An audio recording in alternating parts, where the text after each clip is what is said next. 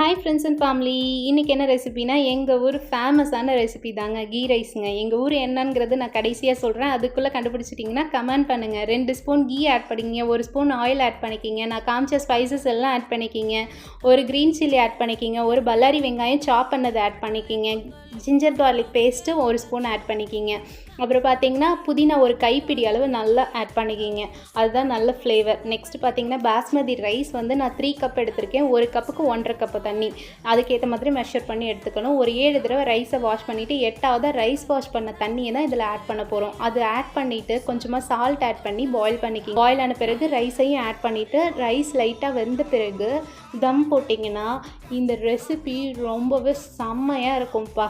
நம்ம முஸ்லீம் ஃப்ரெண்ட்ஸ்லாம் அவங்களோட ஃபங்க்ஷன் அப்போ நமக்கு கொடுத்துருக்கிறது தான்ப்பா. எந்த ஊருன்னு தானே பார்க்குறீங்க? நான் கண்டியூர் தான். கண்டியூர்லேருந்து பார்க்குற ஃப்ரெண்ட்ஸ் எல்லாம் மறக்காமல் சப்ஸ்கிரைப் பண்ணுங்கள். நெக்ஸ்ட் மினி விலாகை பார்க்கலாம்.